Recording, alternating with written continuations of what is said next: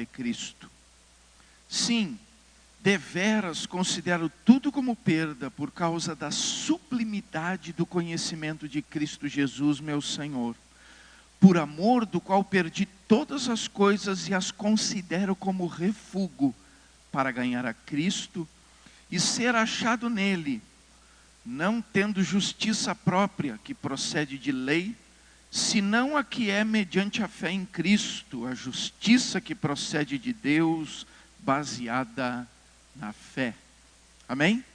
Coloca a mão no coração e diga para Deus a liberdade que você dá para o Espírito Santo agir e trazer a revelação dessa palavra e fazer com que ela cumpra, mediante o poder que ela tem, aquilo que Deus quer que se estabeleça na minha e na sua vida nessa noite.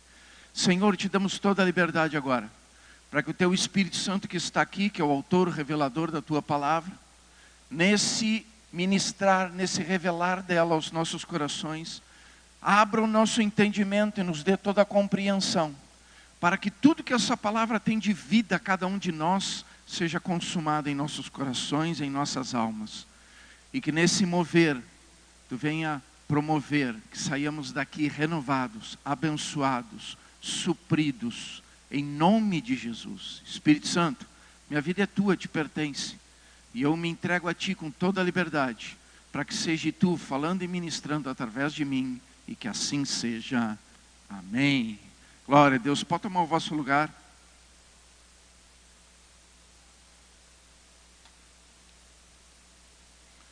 Meus amados, na versão nova da NVI, o texto que nós lemos diz assim: mas o que para mim era lucro, passei a considerar perda por causa de Cristo. Mais do que isso, considero tudo como perda, comparado com a suprema grandeza do conhecimento de Cristo Jesus, meu Senhor, por cuja causa perdi todas as coisas. Eu as considero como esterco para poder ganhar a Cristo e ser encontrado nele, não tendo a minha própria justiça que procede da lei, mas a que vem mediante a fé em Cristo, a justiça que procede de Deus e se baseia na fé. Amém? Eu queria chamar a atenção de você, quando no texto diz a sublimidade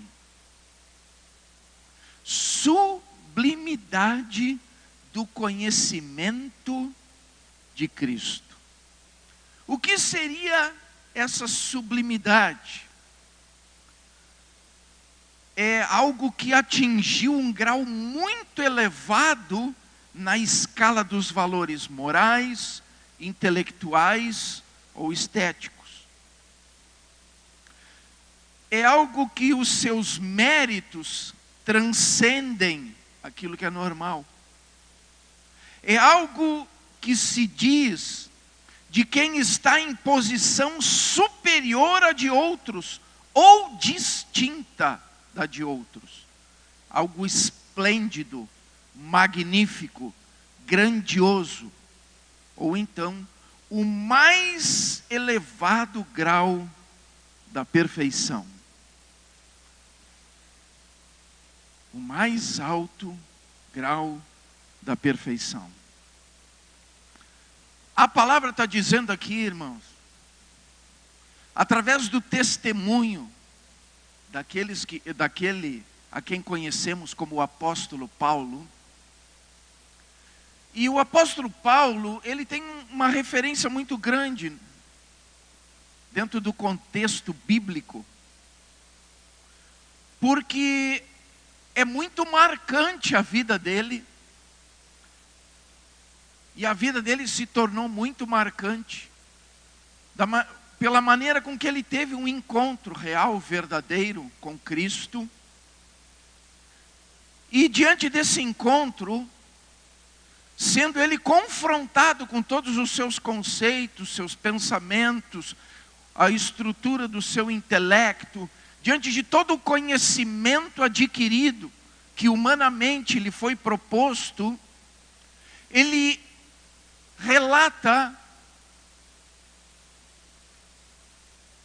que ele abriu mão de tudo isso para servir aos propósitos de Cristo. Quando nós lemos agora esse testemunho, esse relato, onde Paulo diz que ele considerou tudo na vida dele como perda, como esterco, algo que perdeu o seu valor no seu coração. Ele fala isso diante da construção da sua fé em Cristo. E, irmãos, se nós pegarmos os versículos que antecedem esse texto, ali do 4, o mesmo Filipenses 3, mas no verso 4, ele dá o seguinte relato: bem que eu poderia confiar também na carne. E aí ele diz por quê? Se qualquer outro pensa que pode confiar na carne, eu ainda mais, circuncidado ao 8º dia, da linhagem de Israel, da tribo de Benjamim, hebreu de hebreus, quanto à lei, fariseu, quanto ao zelo, perseguidor da igreja, quanto à justiça que há na lei, irrepreensível. Por que Paulo dá esse relato a respeito da construção do seu caráter, da sua personalidade? Por que Paulo dá o relato da construção do seu desenvolvimento intelectual, social, religioso da época? Por que ele dá esse relato? E não é um relato qualquer, é um relato de peso a respeito da sua vida. Porque diz ali que ele era da linhagem de Israel. Ou seja, ele era um ascendente direto de Abraão, Isaque e Jacó. Pensa num referencial desse diante da nação, diante do povo judeu. E ele diz mais, que ele era da tribo da elite de Israel, porque ele era da tribo de Benjamim. Ele era da elite. Ele não era de qualquer uma das tribos, ele era da tribo que era a elite em Israel.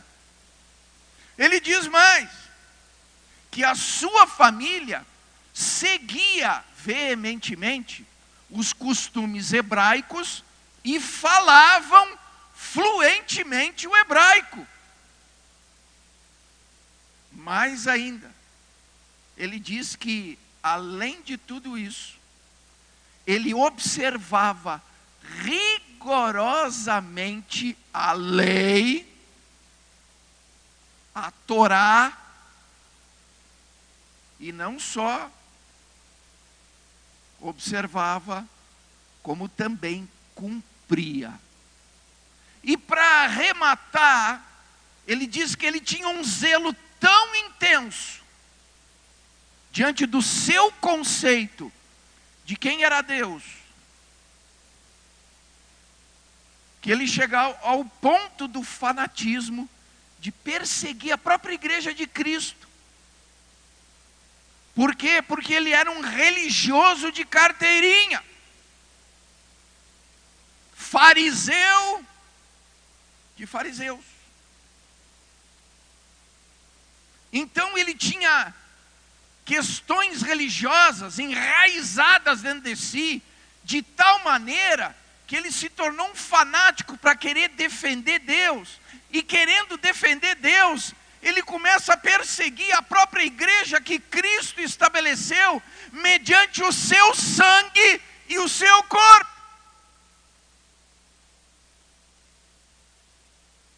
Por quê?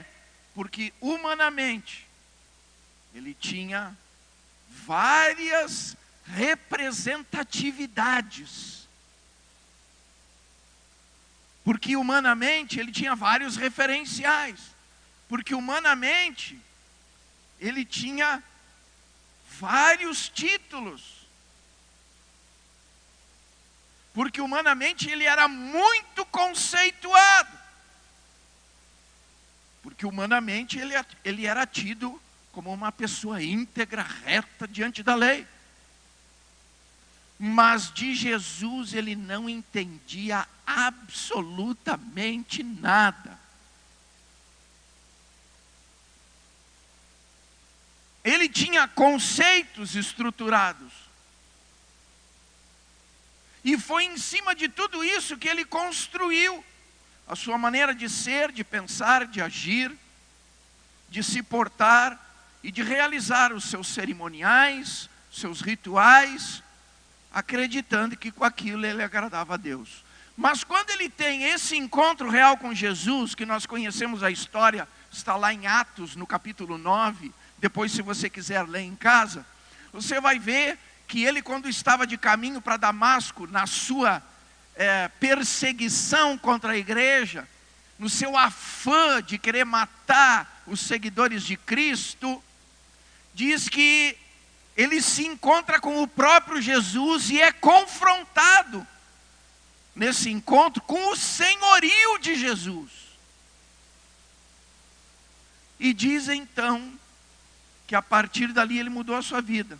E aí nós chegamos nesse relato, onde ele diz que diante da sublimidade, ou seja, da grandeza, da sublimação de Cristo sobre todas as coisas que faziam parte da sua vida, que construíram o seu caráter e a sua personalidade, diante de todos esses títulos, ele se viu numa situação onde ele teve que desvalorizar tudo isso e entender que o valor maior sobre todas as coisas, que a grandeza do conhecimento de Jesus estava acima de todas essas coisas.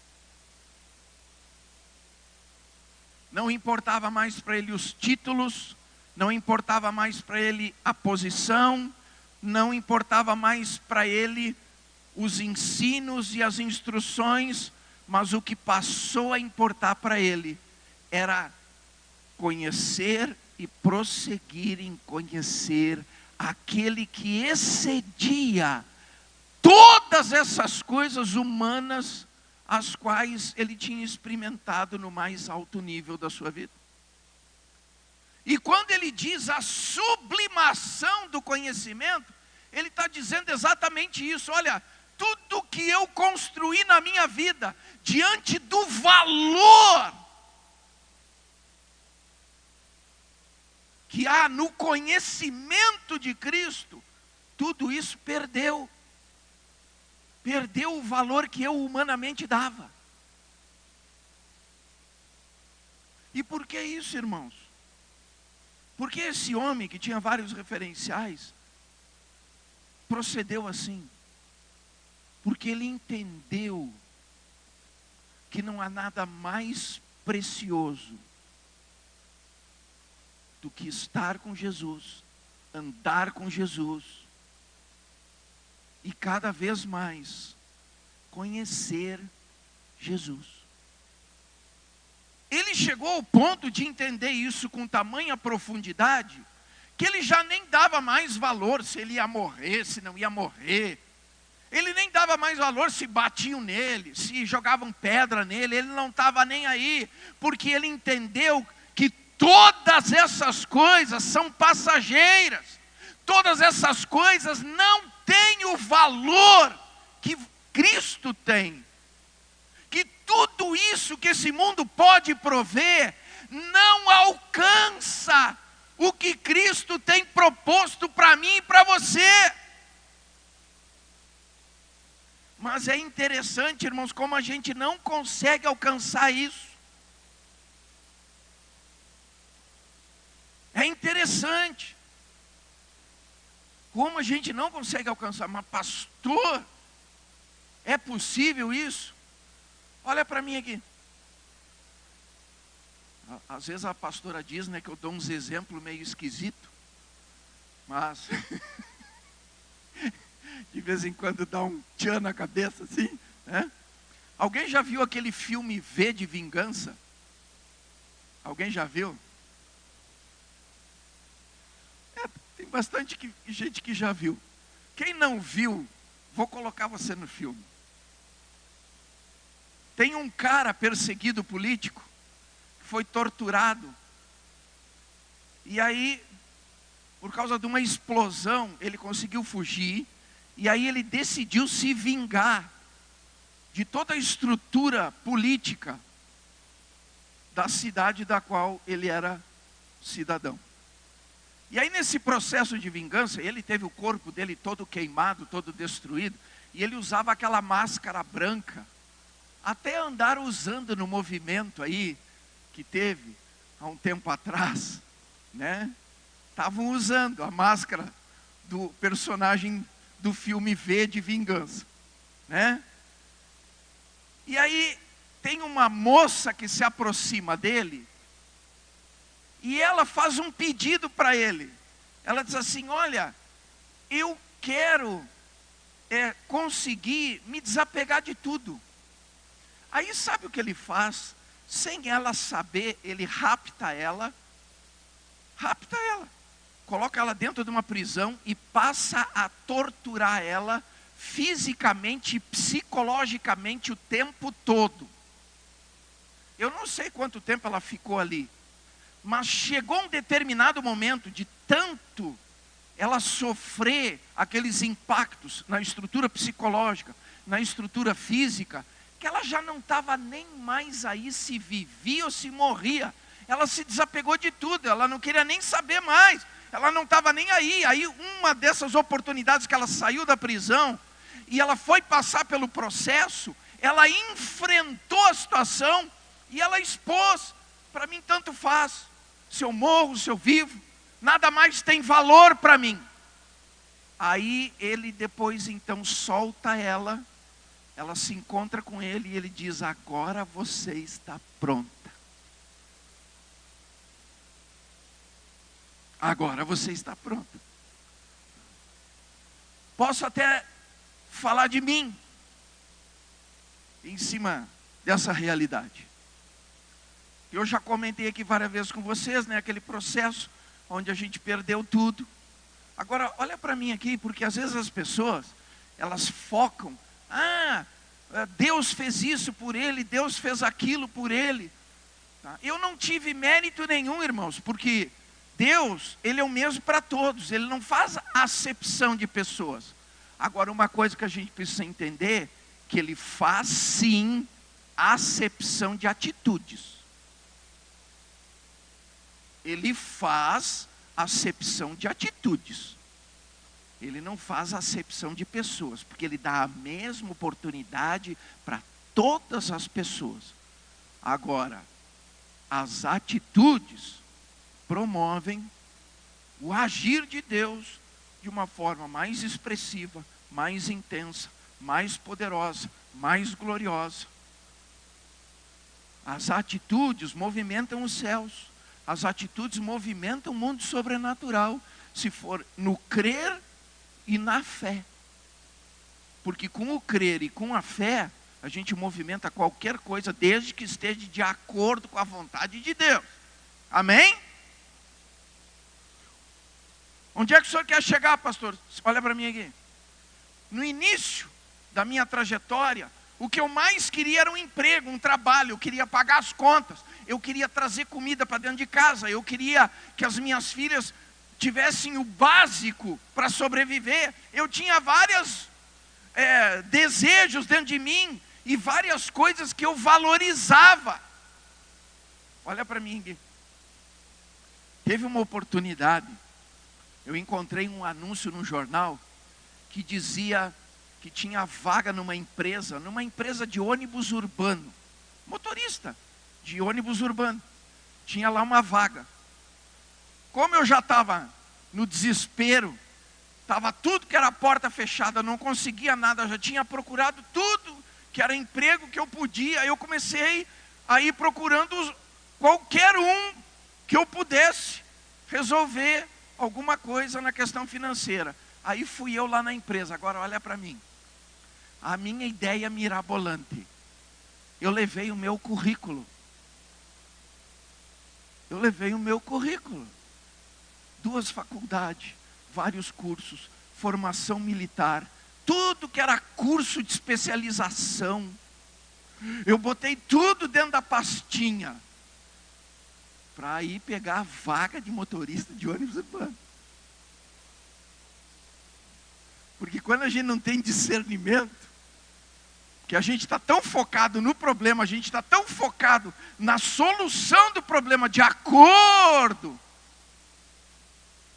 com a nossa natureza humana, que a gente nem se apercebe do que faz. E eu fui caminhando, aquela empresa ficava a 12 quilômetros de onde eu morava. E eu tive que ir a pé, porque eu não tinha dinheiro para pegar o ônibus. E eu nem ia gastar dinheiro com uma passagem de ônibus, se eu podia comprar um saquinho de leite para minhas filhas com o valor da passagem de ônibus. Amém? Eu fui a pé, saí bem cedo da manhã, né? Porque como eu era ex-militar, eu sabia quanto é que era uma marcha de 12 quilômetros e quanto tempo demorava. Tudo calculado. Acordei no horário certinho para chegar exatamente às 8 horas da manhã lá. Cheguei lá às 8 horas, sentei, esperei um pouco, chegou o encarregado, passou, olhou para mim e disse: o que o senhor está fazendo? Não, eu vim aqui por causa da vaga de motorista. Ele, tá. Aí ele me deu mais um chá de cadeira ali de uns 20 minutos mais ou menos. Saiu lá fora e disse: o senhor pode entrar. Aí eu entrei, sentei na mesa com ele ali. E ele disse: o senhor tem qualificação?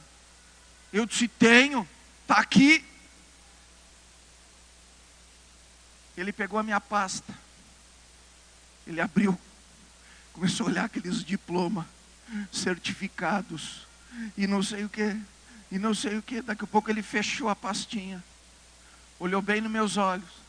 Ele empurrou a pastinha de volta. E disse assim: olha, eu não posso lhe contratar. E eu disse: mas não pode porque alguém já está na vaga. Não, porque se eu contratar alguém com o currículo que o senhor tem, quem vai perder o emprego sou eu.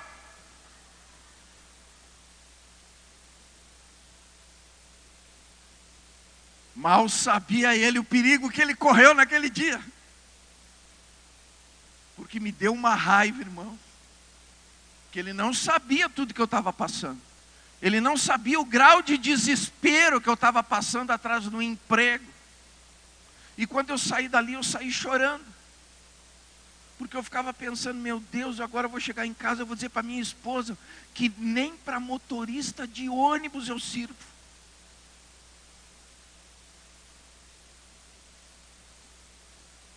Eu ficava dentro de mim remoendo tudo aquilo. Porque a gente tem os valores dentro de nós. Mas onde é que o senhor quer chegar, pastor? Eu quero chegar no seguinte momento da minha vida. Em que eu passei a todos os dias, de segunda a sábado, depois de montar as bancas de camelô, sentar no cordão da calçada, num lugarzinho que eu tornei meu, aonde tinha uma árvore, e eu usava a árvore de encosto. Eu sentava naquele cordão da calçada, 7:30 da manhã, eu levantava dali, de vez em quando para ir no banheiro, e lá pelas 5 horas da tarde, eu começava a desmontar as bancas para voltar para casa. Mas das 7:30 da manhã até o horário de eu ir embora, eu ficava lendo a Bíblia, sentadinho no cordão da calçada. E aí você pode dizer: mas pastor, o senhor com 2 faculdades, vários cursos de formação, várias especializações, o senhor com formação militar, ex-oficial do exército, o senhor tudo isso sentadinho no cordão da calçada lendo a Bíblia? Exatamente. Sabe por quê, irmãos? Sabe por quê? Porque quando eu entendi quem era Jesus, eu comecei a ir nas vigílias, eu comecei a ir nos horários de orações, 5 da manhã, 11 horas da noite. Eu comecei a ir nos retiros, eu comecei a ir nas vigílias, e quanto mais eu experimentava Deus, mais eu queria Deus. E quanto mais aquela sede de Deus tomava conta de mim, menos valores as coisas do mundo tinham dentro do meu coração. Até que chegou o ponto onde eu não estava mais preocupado com a opinião dos outros, com a posição dos outros, com o que os outros pensavam. Eu me despojei de tudo que os outros tinham como coisas de valor. E eu comecei a ler a Bíblia, a me alimentar da Bíblia, a ruminar a Bíblia, a meditar na Bíblia. E irmãos, era incrível, sentadinho no cordão daquela calçada, as revelações que Deus trazia ao meu coração.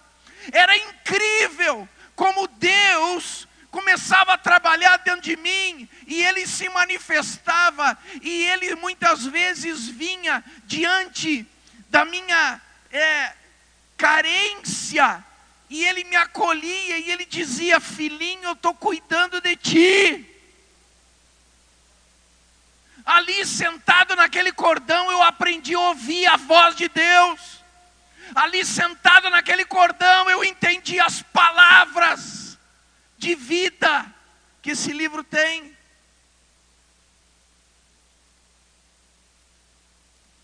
E eu, irmãos, me despojei tanto das coisas, eu só queria Deus. Na época tinha até um louvor na igreja, eu adorava cantar aquele louvor, e eu me acabava em línguas estranhas, adorando a Deus e chorando quebrantado. O louvor dizia assim: não importa o que vão pensar de mim, eu quero é Deus, eu quero é Deus. Eu adorava cantar essa música, porque era a minha realidade, não importava mais nada, eu só queria Deus. Mas pastor, e aí a sua esposa e as suas filhas? Irmãos, eu aprendi a viver no sobrenatural. As coisas vinham. Deus levantava pessoas que nos abençoavam. Deus levantava pessoas que nos davam suporte. Deus levantava pessoas que até muitas vezes traziam para mim: oh, irmão, Deus tocou no meu coração, eu queria lhe dar essa oferta. Eu adorei esse negócio de oferta. Era uma maravilha. As pessoas me abençoavam. E Deus dizia assim para mim: Namur, pega essa oferta, porque às vezes eu ficava constrangido. E Deus dizia: não, tu pega, Namur, porque tu é terra fértil, a pessoa está semeando em ti. Através dessa semeadura eu vou abençoar ele. Ora por ele. Aí eu pegava aquela oferta, orava por aquela pessoa. Depois a pessoa vinha me dar testemunho. Eu ficava olhando e eu disse: meu Deus do céu, como Deus é bom. Como Deus é bom. Havia um movimento na minha vida onde o sobrenatural era presente. As coisas começaram a se mover no sobrenatural. Por quê? Porque eu buscava Deus. Irmãos, às vezes eu ia na reunião de oração, e eu chegava lá com uma ânsia, eu queria só me jogar no chão, e orar, e buscar Deus, e chorar. E às vezes eu olhava, tinha um monte de gente sentada lendo a Bíblia. Aí eu ficava pensando: meu Deus do céu, quer ler a Bíblia, vai ler em casa.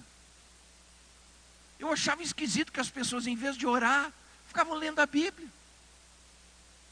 Aí, irmãos, tinha aqueles irmãozinhos que a gente dava as mãos e todo mundo, aí orava um pelo outro, e a gente chorava junto, se abraçava e coisa e tal.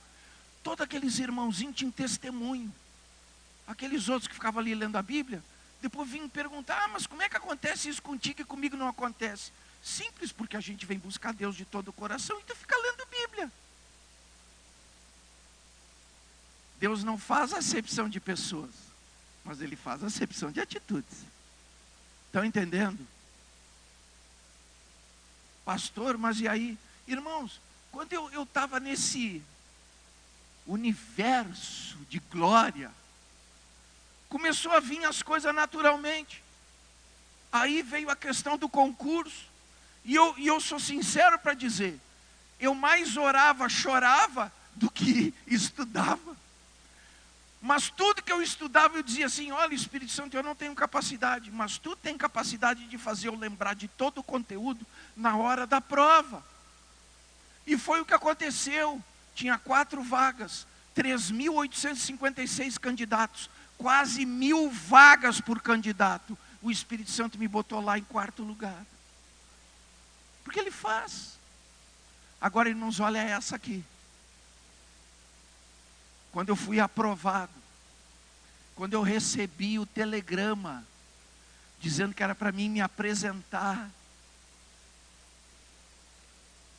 eu disse para minha esposa, não, porque eu buscava Deus em todo o tempo, eu orava, e eu já falei aqui para vocês uma situação onde eu comecei a fazer bico com caminhão, e a glória de Deus encheu a boleia, e Deus me disse, estou com saudade de ti, eu abri mão de tudo. Já contei isso aqui para você.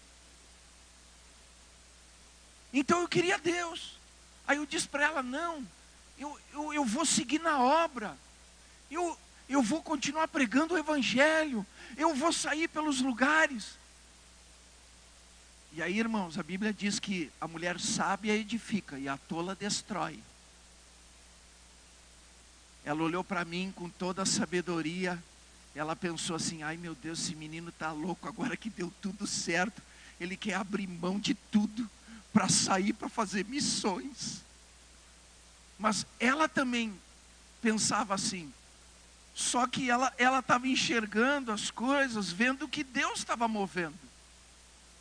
Mas eu estava na nuvem da glória. Aí ela disse, Namur, faz o seguinte, antes de tu tomar qualquer decisão, vá lá falar com o pastor.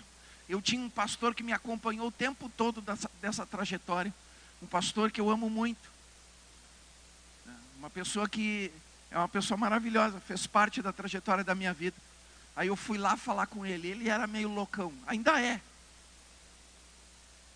Aí eu contei para ele tudo que estava no meu coração, e eu disse, não, mas eu nem quero assumir, eu quero ir fazer a obra. Ele olhou para mim e disse assim, se tu não assumir, eu vou te dar um soco na tua cara.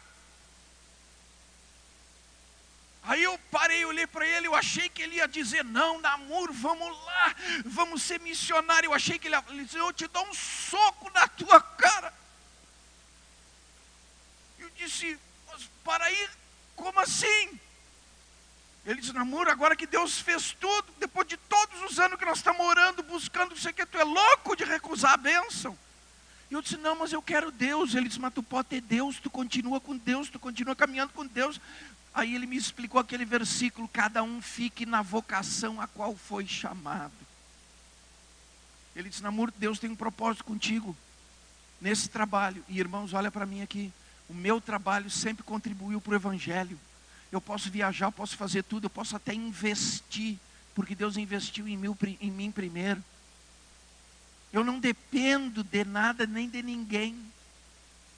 Eu dependo só de Deus e da provisão que Ele coloca para mim.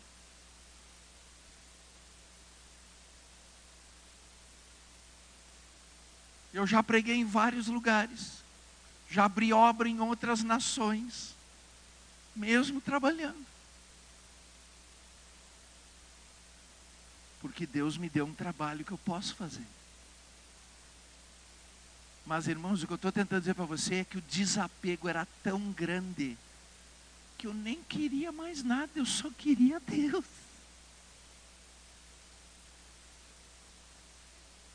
Só queria Deus. Dá para você entender?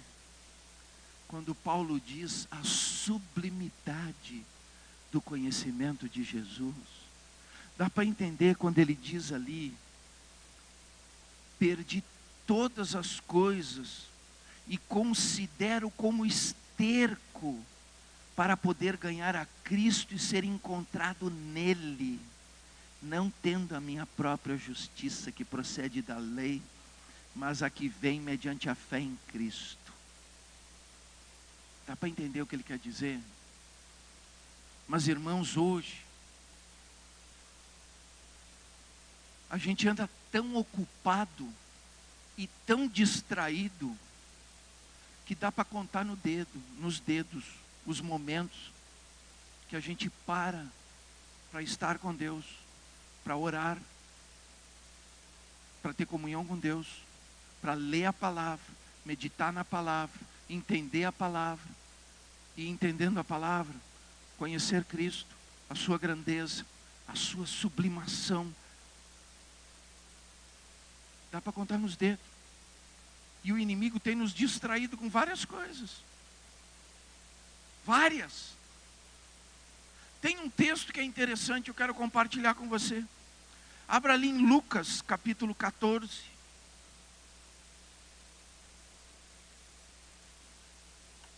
Lucas, capítulo 14.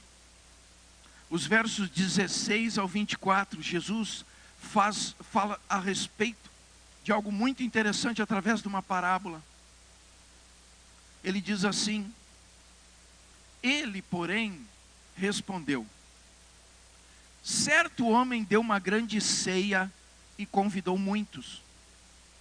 À hora da ceia, enviou o seu servo para avisar aos convidados: vinde, porque tudo já está preparado.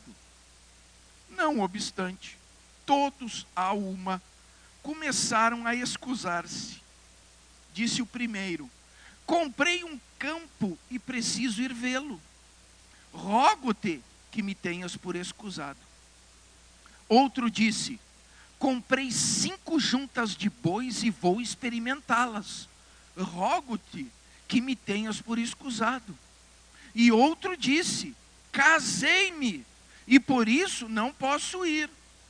Voltando o servo, tudo contou ao seu senhor.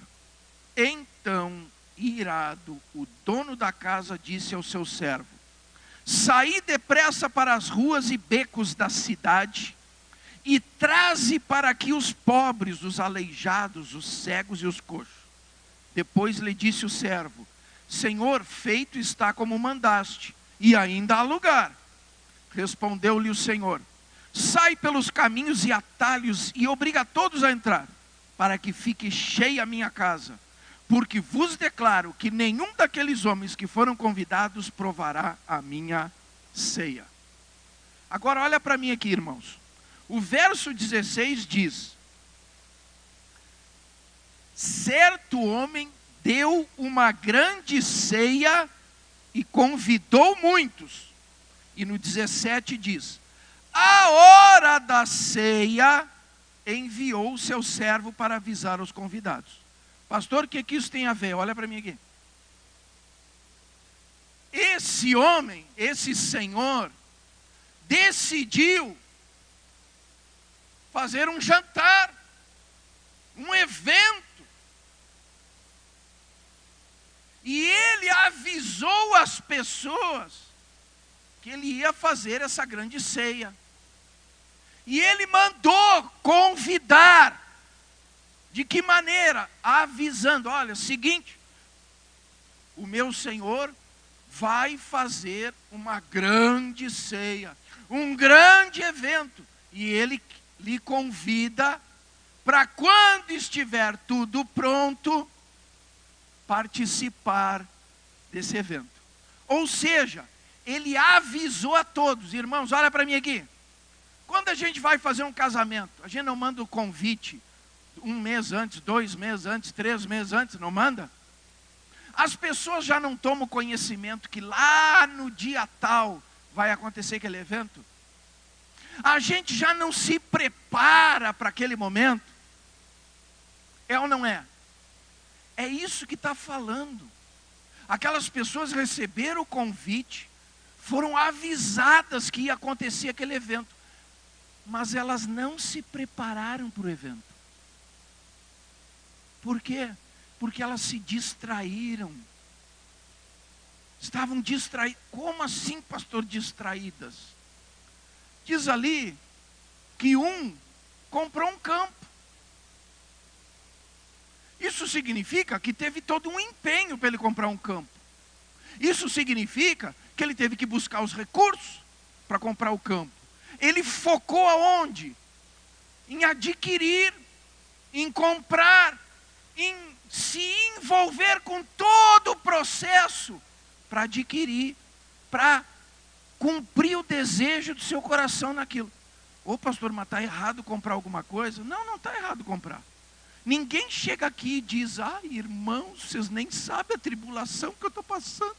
Comprei um terreno. Alguém faz isso? Por quê? Porque é uma coisa boa. É uma conquista. É uma vitória, certo? Diz que o outro foi experimentar 5 juntas de boi. Pastor, o que tem a ver 5 juntas de boi? Irmãos, naquela época, para ter 5 juntas de boi, significava que o cara estava bombando nos pila. Que ele estava forrado de dinheiro. Que o cara era próspero. Como diz ali no texto, ele comprou 5 juntas de boi, significa que como ele era agricultor, que ele tinha tido muitos bons negócios, que ele tinha tido uma grande produtividade, que ele tinha tido um retorno financeiro muito grande com a sua atividade agropecuária, ao ponto de comprar 5 juntas de boi. Isso é ruim? Não. Ninguém chega aqui e diz, ai pastor, que horror, eu comprei uma BMW, estou ruim. Alguém faz isso? O outro disse que casou.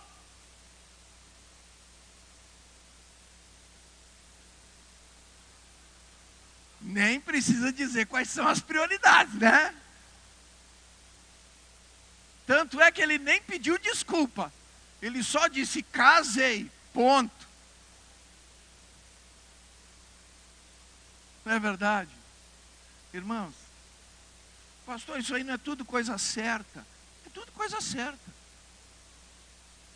Tudo coisa certa, não tem nada de errado nessas coisas. O errado foi o procedimento. Dar um valor que não deveria ser dado diante do convite daquele Senhor. É a mesma coisa. Jesus, ele nos convidou para as suas bodas. E ele disse que ele virá para nos buscar quando tiver tudo prontinho.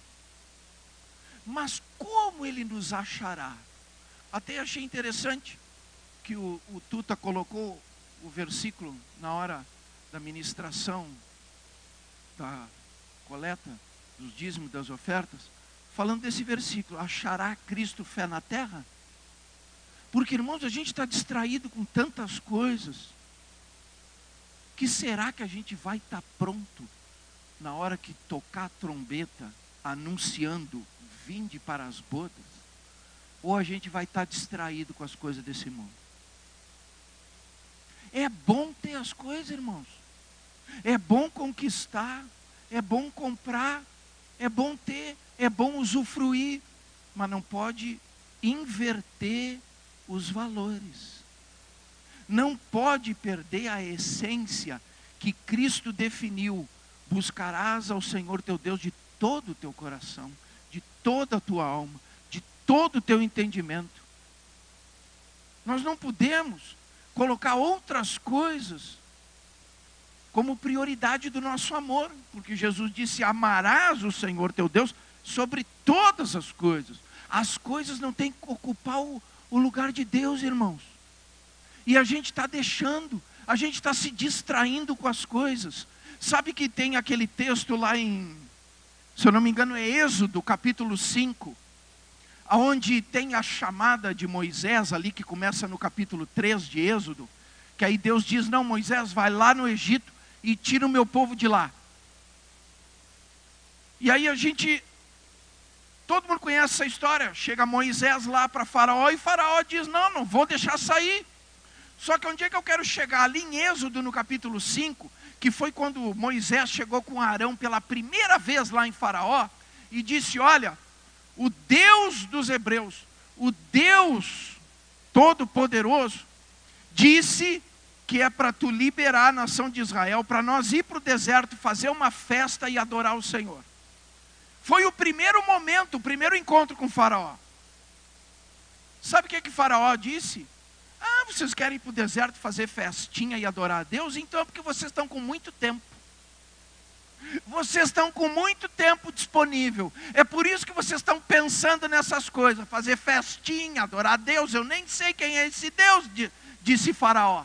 Quem é esse Deus para que eu libere vocês? Não, vocês estão muito desocupados. E aí diz ali no texto que faraó determinou que os egípcios não entregassem mais palha para o povo de Israel, e que eles eram obrigados a fazer a mesma quantidade de tijolo. Pastor, o que tem a ver a palha com o tijolo? Eles usavam a palha para moldar, fazer o molde dos tijolos. Eles precisavam da palha para fazer os moldes. E aí quem fornecia era o próprio povo do Egito. Aí faraó disse, vocês estão com um tempinho para querer adorar a Deus? Para querer fazer festa para Deus?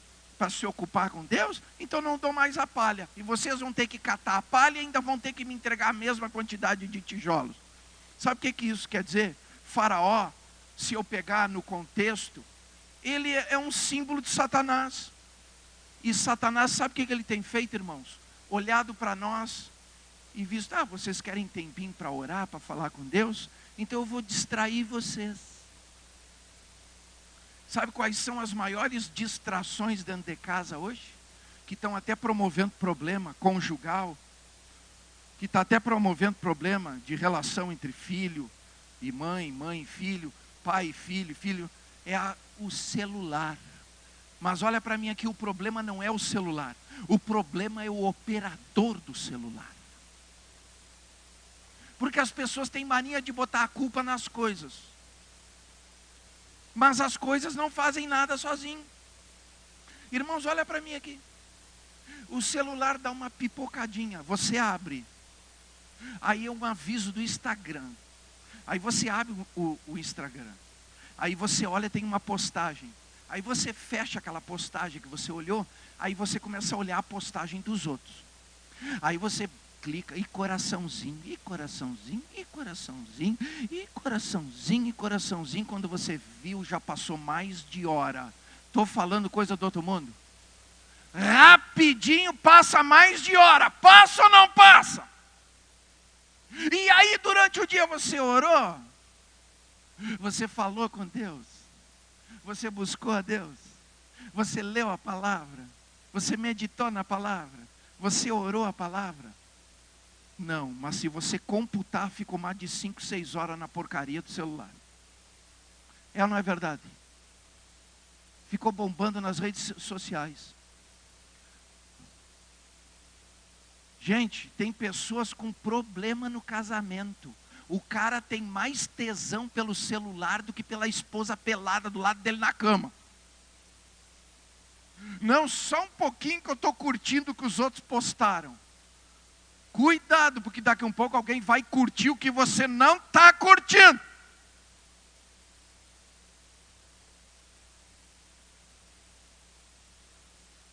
Eu estou cheio de mulher me reclamando, pastor, eu não aguento mais, pastor. Eu disse, irmã, dá com o celular na cabeça dele, mas dá assim para quebrar no meio.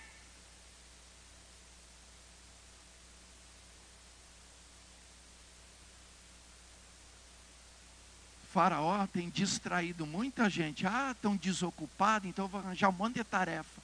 As pessoas cada vez se envolvem em mais tarefa. Irmãos, nós estamos na época da velocidade, tudo é rápido. Só que o interessante é que diante da velocidade, da rapidez, da agilidade do que a gente tem disponível, em vez da gente fazer as coisas, concluir, para ter tempo para nós, para a nossa família, para o nosso casamento, para os nossos filhos, a gente arranja mais coisa para fazer.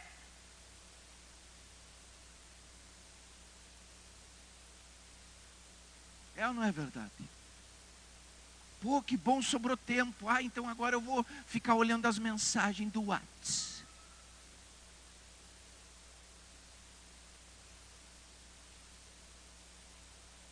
Pastor, mas o senhor não usa o WhatsApp? Uso. Mas sabe como é que eu uso? Eu abro, dou uma olhadinha ali, aí eu vejo 200 não sei o que, 300 não sei o que, 100 e poucas não sei o que, tudo os grupos. Eu nem perco tempo, sabe por quê? Porque nos grupos é assim, bom dia, boa tarde, aí manda uma fotinho, né? Porque o outro deu só bom dia, aí ele bota a fotinho com um texto de bom dia. Aí, quando é os grupos da igreja, vem aquela mensagem bíblica. Aí começa, 200 e poucos, amém, amém, amém, amém, amém, amém, amém.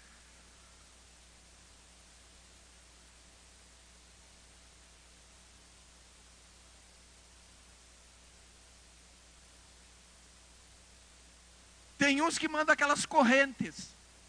No final da corrente diz assim, se você não mandar para 12 contatos. E tem gente que manda.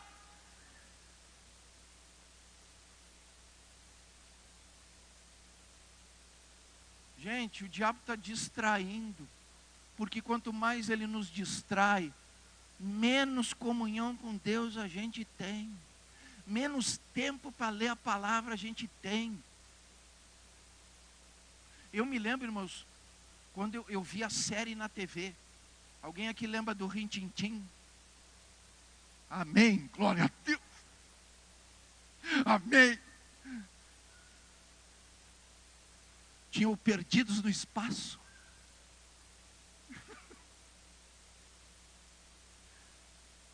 Irmãos, era uma tortura, porque a gente via o capítulo na terça-feira, tinha que esperar até a outra terça-feira para ver a continuação.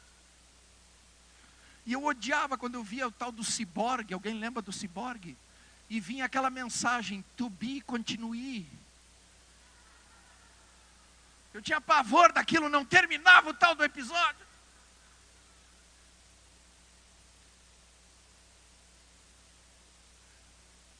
Aí hoje tem o tal do Netflix. Está lá as séries da TV. Aí como está disponível, em vez de cada um olhar uma, o cara passa a tarde toda para ver os 32 episódios. Porque quanto mais agilidade a gente tem com as coisas, mais a gente fica focando em coisas que estão nos distraindo, irmãos. Aí a gente olha para trás e vê que passou 7, 8 horas, e a gente diz, ai meu Deus, não deu nem tempo de ler a Bíblia. Faraó tem nos distraído. Ah, tu está com um tempinho, então eu vou botar um monte de tarefa para você cumprir. Irmãos, não existe nada mais sublime do que estar em comunhão com Jesus, do que ter intimidade com Jesus, do que andar com Jesus, de conhecer Jesus. Porque é impossível, irmãos, a gente conhecer Jesus e não desejar Jesus o tempo todo. Eu sinto falta de algumas coisas, irmãos. Porque aqui a gente não tem as mesmas oportunidades que tinha. E até porque agora a gente tem outras atividades. Mas eu de manhã, pode pipocar o que quiser, até porque eu desligo, eu nem ouço. Aí tem uns que ainda são tão cara de pau, né? Porque depois quando eu ligo o celular, aí dizem assim, pô pastor, o senhor estava dormindo até agora? Às vezes eu tenho umas ideias para responder. A pessoa nem sabe o perigo que está passando. Sabe por quê, irmãos? Porque eu levanto cedo e eu vou orar. Não me interessa se alguém quer falar comigo. Fala depois. Ô pastor, mas se é alguma coisa urgente. Irmão, olha para mim aqui. Urgente é tudo aquilo que a pessoa não fez no momento certo, da maneira certa e no tempo certo, e quer que os outros façam em tempo recorde. Bonito. É que nem o pessoal da igreja que vem terceirizar serviço. A minha esposa às vezes namora menos. Não tem de menos. Porque o pessoal gosta de terceirizar serviço. O vizinho do lado quer conhecer Jesus, aí ele diz, não, para aí só um pouquinho, eu vou chamar o pastor. Lindo. O pastor tem que ir lá para pregar Jesus para o vizinho dele. Porque ele não quer fazer o serviço, ele quer terceirizar. Pena que eu não recebo essa terceirização. Uma pessoa diz, eu disse, não, meu querido, a obra é tua. Deixa Deus te usar. Vai lá e dá o teu testemunho de vida, o que Jesus fez na tua vida. É isso que tu tem que falar. Apresenta Jesus para ele, ora com ele e pronto. Eu, pastor? Não, eu. Já imaginou, irmão, se eu fosse aceitar todas as terceirizações, o dia para mim ia ter que ter mais de 25, 26, 27, 28 horas, e 7 dias na semana ia ser fichinha. Eu ia ter que pedir, Deus, bota aí mais uns 8, 9 ou 10.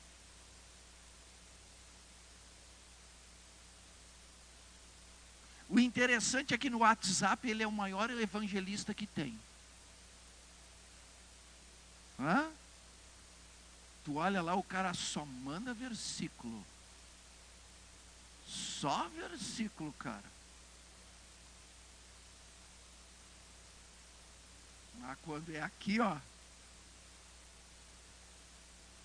A gurizada de hoje diz, pastor, me irritei com o fulano. Eu disse, e aí o que tu fez? Deletei. É assim que as pessoas resolvem os conflitos hoje em dia. Deletei. Apaguei da minha vida, pastor, bloqueei.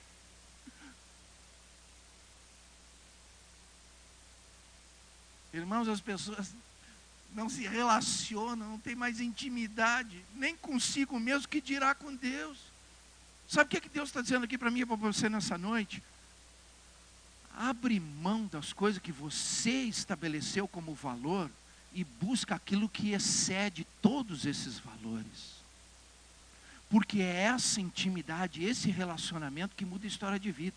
É essa intimidade, esse relacionamento que prospera a tua vida. É essa intimidade, esse relacionamento que sara, que cura, que liberta, que transforma. É esse grau de intimidade, de relacionamento que muda qualquer coisa na nossa vida. Porque onde está Deus, irmãos, o poder de Deus está presente, a graça de Deus está presente, o amor de Deus está presente, o suprimento de Deus está presente, a provisão de Deus está presente, a cura, a vitória, a bênção e o milagre está presente. Porque é impossível Deus estar presente e a sua glória não estar manifesta. Eu não abro mão, irmãos.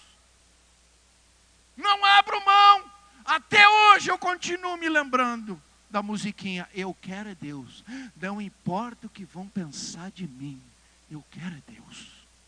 Fique de pé.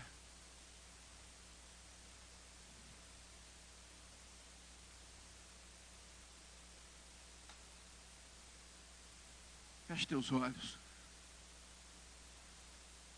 E medita. Medita. Medita no que, pastor? Começa a analisar. Será que tem tanta coisa distraindo a tua vida e você não está se dando conta? Será que tem tanta coisa dando maior valor do que o que realmente tem valor? Está na hora da gente fazer uma reflexão, irmãos. Cada vez que Deus fala comigo, eu antes de falar com vocês, eu reflito, eu analiso. E hoje mesmo eu tomei uma decisão. Eu fiquei pensando, por que eu tenho que ficar curtindo postagem dos outros? Eu peguei, não curti nada de ninguém. Não curti nada de ninguém. Fiquei hoje em comunhão com Deus, meditando na palavra, ouvindo louvor, ouvindo pregações. Eu dediquei o meu dia hoje, claro que não no meu horário de trabalho, né? Mas eu dediquei o horário que eu tinha disponível para ter esses momentos com Deus. Irmãos, é incrível. Eu fiz as contas. Olha, sem brincadeira, tinha dias que eu estava gastando 1 hora, 1 hora e meia com redes sociais, vendo o que os outros estão fazendo. Hoje, além do meu horário de oração, porque eu tenho uma regra, é coisa minha, eu não abro mão de comunhão com Deus, de intimidade com Deus, de relacionamento com Deus, de ouvir Ele falar comigo. É impossível começar o dia sem eu saber o que Deus quer falar para mim. Mas hoje, esse tempo que eu estava gastando com coisas que não tem valor, foi tão gostoso, eu acrescentei. Foi muito gostoso, eu acrescentei. E, irmãos, eu vi uma coisa: tem muito mais tempo para mim ficar em comunhão com Deus. Eu tenho sim mais tempo para ficar em comunhão com Deus.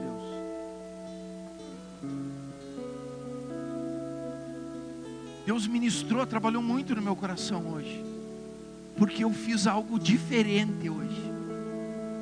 Se você entendeu essa palavra e quer passar a fazer algo diferente na tua vida, onde o que realmente tem valor passe a ter o valor devido, sai do teu lugar e vem aqui no altar.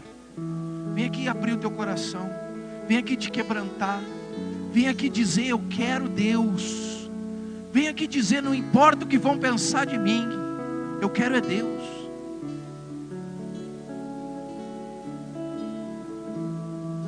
Vem aqui dizer: não abro mão do meu tempo, da minha comunhão, da minha intimidade com Deus.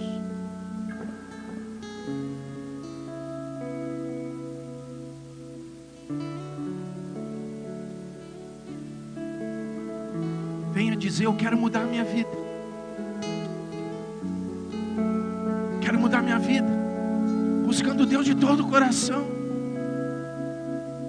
Venha dizer: eu quero acrescentar coisas maiores, melhores e mais excelentes, diante da sublimação, da grandeza, a grandeza do conhecimento de Jesus. Irmãos, isso não tem fim, é vasto. Quanto mais eu penso que conheço, mais certeza eu tenho de que não sei nada. Porque quanto mais eu medito na Bíblia, mais eu vejo que eu não sei. Se você quer uma mudança espiritual, sai do teu lugar e vem aqui buscar. E nós vamos adorar a Deus. Você que está aqui na frente, comece a adorar a Deus, comece a dizer: olha, Jesus, eu abro mão dos meus próprios interesses, porque eu quero Tu. Eu quero estar contigo, eu quero andar contigo, eu quero conhecer mais de Ti. Quero estar mais contigo. Quero experimentar mais de Ti na minha vida. Quero me doar, me entregar mais nesse relacionamento. Porque isso é adoração, irmãos. Se você pegar no hebraico, a mesma palavra hebraica que define adoração é a mesma palavra que define trabalho. Adoração é trabalho. Como assim trabalho? É eu me colocar numa atividade de busca, de relacionamento, de construção, de edificação com Deus, na palavra, na oração. É eu trabalhar com esses propósitos de ter mais de Deus, experimentar mais de Deus, de estar mais com Deus. Adore, adore. Meu orgulho me tirou do jardim, sua humildade colocou jardim em mim. E se eu vender tudo que tenho, em troca do amor eu falharia.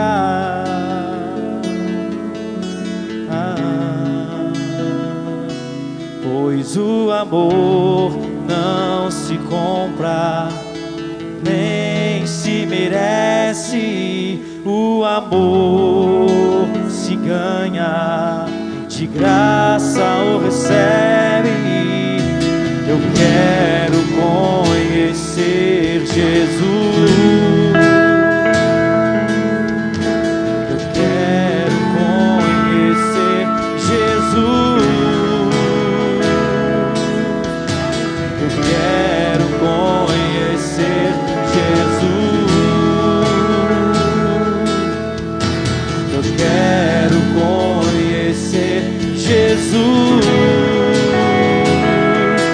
Meu orgulho me tirou do jardim,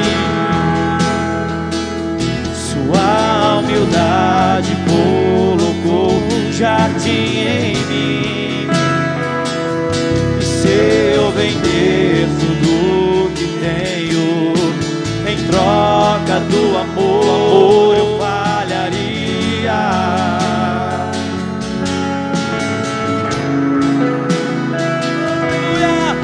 O amor não se compra e nem se merece. O amor se ganha e de graça o recebe. Então queira mais dele, diga: eu quero conhecer Jesus. Esse é o momento, essa é a oportunidade. Eu quero conhecer Jesus e ser achado por ti. Eu quero conhecer Jesus, mas o teu Espírito Santo eu quero conhecer e prosseguir e conhecer. Meu amado é o mais belo em mim, milhares e milhares. Meu amado é o mais belo em mim, milhares e milhares. Diga: meu amado é o mais belo entre milhares e milhares. Desfruta da presença do Senhor nessa noite. Ele está aqui. Eu posso sentir nesse altar o Espírito Santo movendo. Receba, receba, receba o Espírito Santo de Deus. Todo aquele que se achega a Ele se achega a vós também.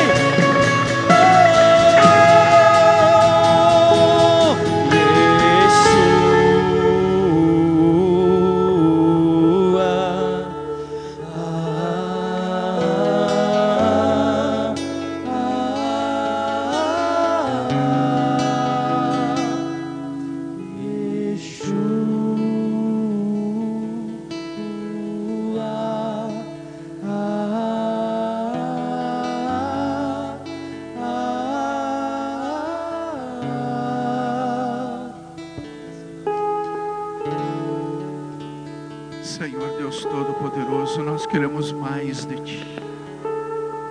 Queremos mais da Tua presença. Queremos mais experiências contigo, experiências sobrenaturais que venham a preencher o nosso espírito, a nossa alma, o nosso interior com as coisas do alto, com as coisas que procedem de Ti, Senhor, porque são essas que têm valor. Esses são os tesouros eternos. Que possamos usufruir desta verdade, viver esta verdade, ser essa verdade, sermos um contigo, sermos um. Jesus nos deu esse desafio. Ele disse que sejam um com o Pai, assim como eu e o Pai somos um. Isso é intimidade, é profundidade. Isso é entrega, isso é renúncia, isso é quebrantamento, isso é sede, sede, sede de Deus. Aleluia. Oh Deus, Oh Deus, sacia-nos nesta noite. Sacia-nos nesta noite. Renova o nosso espírito em Ti, Senhor. Aviva-nos. Aviva-nos. E que o Teu Santo Espírito que em nós está movimente o nosso interior.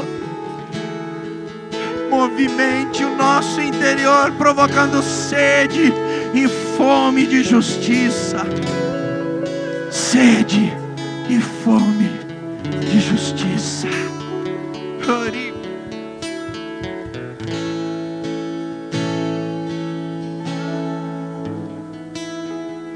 Olha para mim aqui.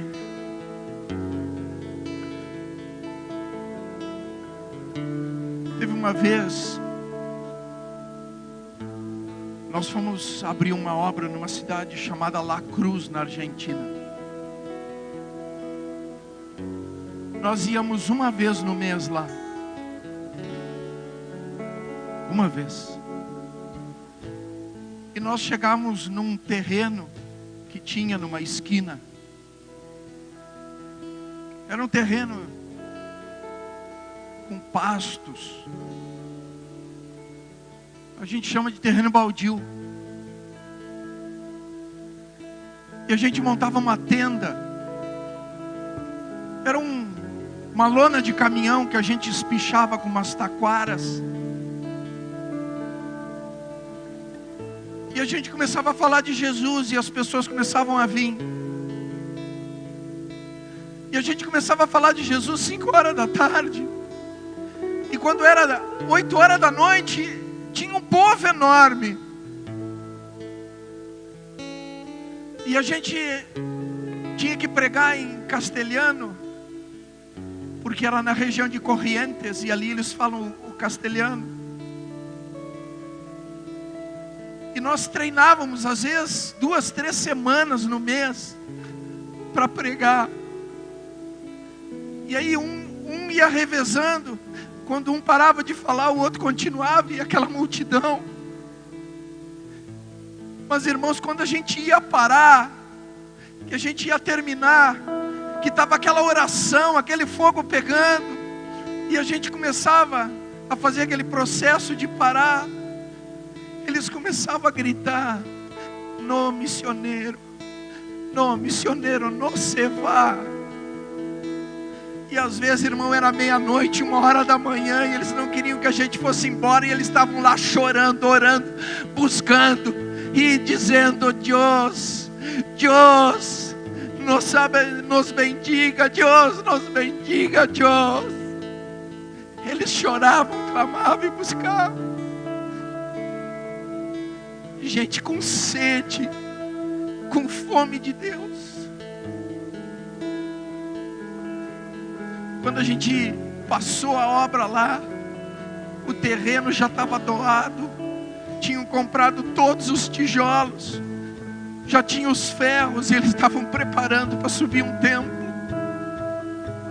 Irmãos, quando a gente começava a orar, a grama acendia, a grama começava a acender, manifestava um poder de glória, porque o povo estava quebrantado, o povo estava buscando, o povo estava gritando: Deus, nos bendiga. Sede e fome de Deus. Cadê essa sede? Cadê essa fome? Porque é ela que manifesta a glória. As pessoas às vezes diziam: pastor, traz o gravetinho aceso para nós. Eu disse: não, vai lá tu acender o graveto. Cadê essa sede, essa fome de Deus, irmãos? A gente está tão preocupado em fazer tanta coisa, a gente está distraído com tanta coisa, e Deus está dizendo: quero ser achado de vós. Quero ser achado de vós, igreja. Deus tem dito: quero ser achado de vós. Aquelas pessoas no meio do pasto, no sereno, num lugar aberto, muitas vezes soprando aquele vento minuano dos pampas, gelado. Quantas pessoas aqui estão com cadeirinha confortável, ar-condicionado, ambiente climatizado? Cadê essa sede, essa fome de Deus? Onde está essa sede, essa fome de Deus?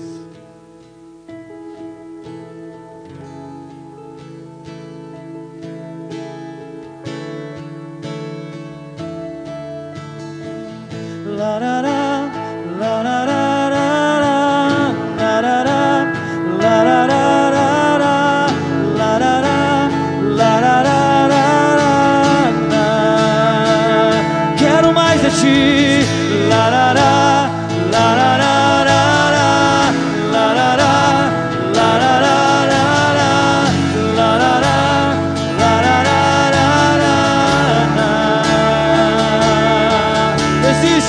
Existe um fogo cerrado em meu peito que não me dá descanso.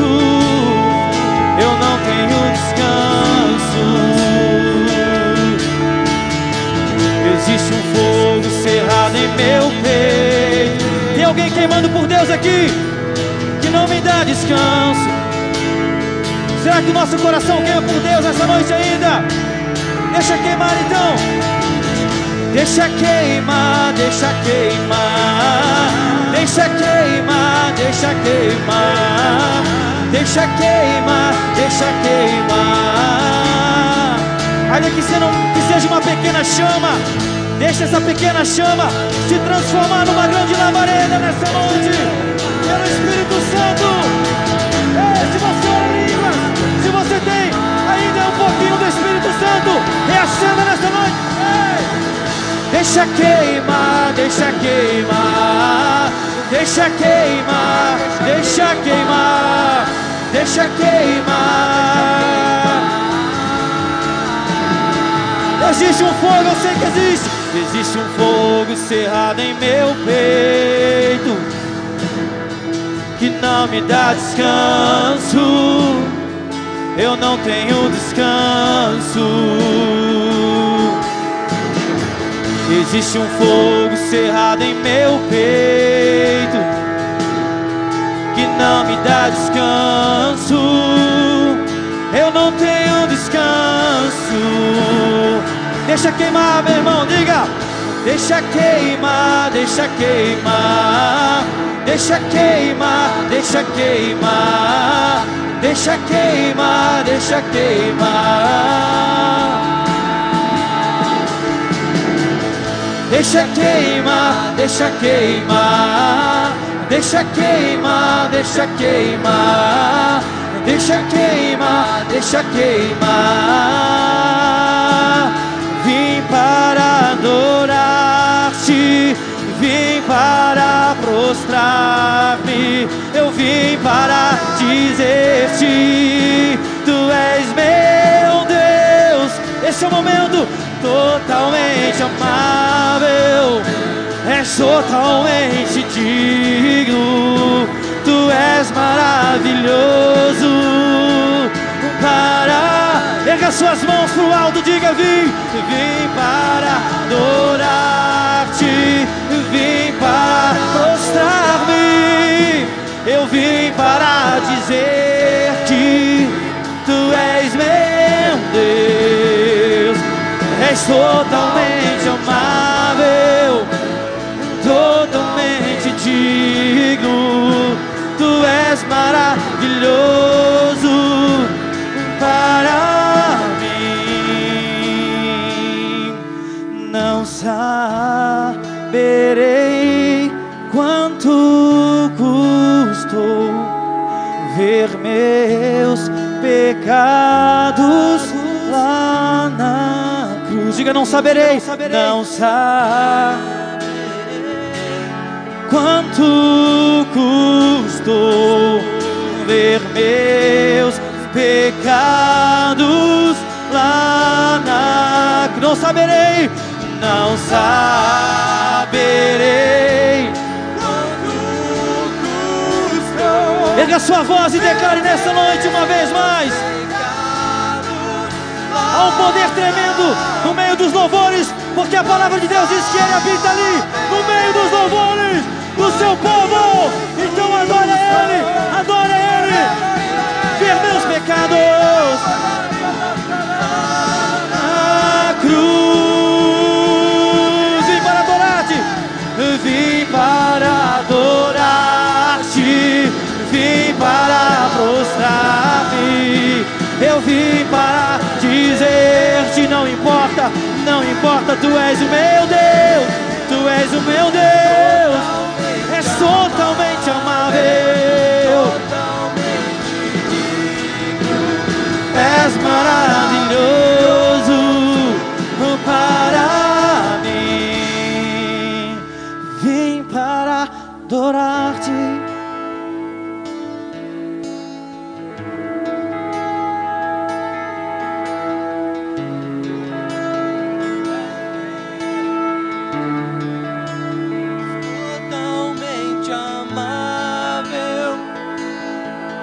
Nada e ninguém vai ocupar o meu coração, Senhor. Aplauda, glorifique, exalte esse Deus.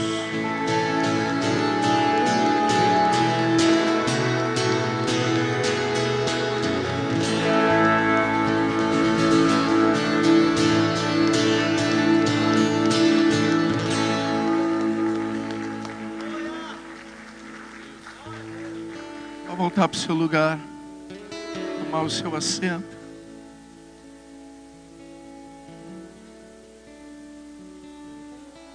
Se eu começar a falar de novo, eu não vou parar.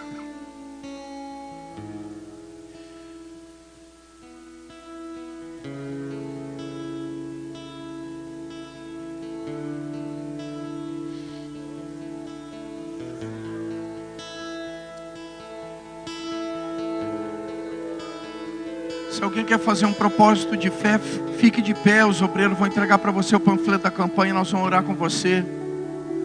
Não vou convencer ninguém de nada. Quem quer fazer o propósito, fica de pé. Permaneça de pé, você que vai iniciar o propósito. Mais uma pessoa, fique de pé, coloca a mão no ombro dessa pessoa. Nós, juntamente com a igreja, vamos entrar em concordância a favor do propósito do coração. Senhor Deus Todo-Poderoso, em nome de Jesus, coloca em tuas mãos cada uma dessas vidas e o propósito do seu coração diante de ti. E tu conheces, porque tu sondas, tu prescrutas, e os teus olhos estão sobre os seus. Sobre esta verdade, tu, mediante a tua riqueza em glória por Cristo Jesus, vem de encontro às suas necessidades e supra, mas supra com a transbordância que só tu sabe prover, lhes dando a boa medida, recalcada, sacudida e transbordante em todas as áreas das suas vidas. Porque quem busca te encontra, quem pede recebe, quem bate a porta se abra. Que eles usufruam dessa verdade e tenham a vitória e o milagre consumado em nome de Jesus. Amém. Fique de pé, estenda as mãos em direção ao seu lar, também representando a sua família. Senhor Deus Todo-Poderoso, te agradecemos. Mas não é tchau nem adeus, Senhor, porque nós permanecemos em comunhão contigo. Que tu esteja conosco em todos os momentos, em todos os caminhos, em todas as nossas tarefas, em todas as nossas atividades. E não nos permite mais ficar distraídos com as coisas deste mundo e nem dando valor àquilo que não tem valor diante do valor que tu tens para as nossas vidas.